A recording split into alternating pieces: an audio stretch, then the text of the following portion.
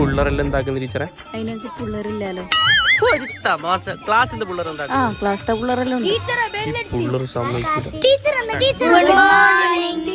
ആ good morning. അപ്പൊ നമ്മളെ ഇന്നത്തെ ക്ലാസ് ടീച്ചറെ ഒന്നിങ്ങോട്ട് ഇയാള് പിന്നെയും വന്നല്ല. ആ എന്ത് സാറേ? ടീച്ചറെ ഇത് ഏയോ വരുന്ന അടുത്ത പീരീഡ് ഒന്ന് പറഞ്ഞു കൊടുക്കോ? ആ സാർ എന്നെ പറഞ്ഞു. ഓക്കെ. ആ ഓക്കെ. ഗുഡ് മോർണിംഗ് ഒന്നും വേണ്ട ഇരിക്കും. ഇത് അടുത്ത പീരീഡ് ഏയോ വരും. അപ്പൊ നിങ്ങ ഓയോ അല്ല ഏയോ ടീച്ചറെ. ഓക്കെ. അപ്പൊ നിങ്ങളോട് ഓയോ ഏയോ തിരിച്ചിനും മറിച്ചിനും ചോദിക്കൂ. അപ്പൊ നിങ്ങ എന്താക്കണോ? ഇത് ഞാനേടോ. അപ്പൊ കറക്റ്റ് പറയണോ? തെറ്റിച്ചിരണ്ട. നിങ്ങളെ കൺഫ്യൂഷൻ ആക്കൂ. പതരരുത്.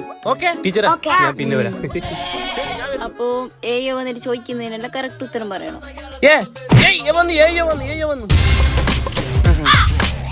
Good morning guys. ഒരു ബുക്ക് വേണം ടീച്ചറെ. ഒന്ന് തരോ? അല്ല ബുക്ക് തരോ ഒന്ന് സാർ. ഞാനൊന്ന് എഴുതു. അത് ഞാൻ പറയുന്ന ആള് വായിക്കണോ? ആ നീ അണിച്ചേ. ഇതൊന്ന് വായിച്ചേ. ഇലക്ട്രിസിറ്റി ഇരിക്കണാടെ. നീ വായിച്ചേ. ഇതാർക്കറിയാത്ത സാറേ, ഇത് ഇലക്ട്രിസിറ്റി. ഇലക്ട്രിസിറ്റിയാ?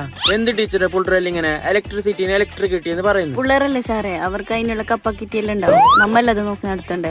എല്ലാ പിള്ളേർക്കും ഒരുപോലെ കപ്പാക്കിറ്റി ഉണ്ടാവും സാറേ. എന്ത് സാറേ? പറഞ്ഞു സാറേ. എന്ത് സാറേ പുള്ളറെല്ലാം ഇങ്ങനെ? ഇതാ നോക്ക്, പുള്ളറെല്ലാം ഇലക്ട്രിസിറ്റി, ടീച്ചർ കപ്പാക്കിറ്റി. ഞാൻ അടുത്ത സ്കൂളിൽ പോയിട്ട് എന്ത് പറയാ? ഞാൻ അങ്ങനെ മാർക്ക് സാർ ഇതൊരു വിഷയമാക്കണ്ട. ഒന്ന് ഇങ്ങോട്ടോ സാർ പ്ലീസ്. ഇത് പുറത്ത് പറഞ്ഞൊരു പബ്ലിക്കിറ്റി ആക്കരുത്. ഞാൻ നിങ്ങളെ കാല് പിടിക്കാം.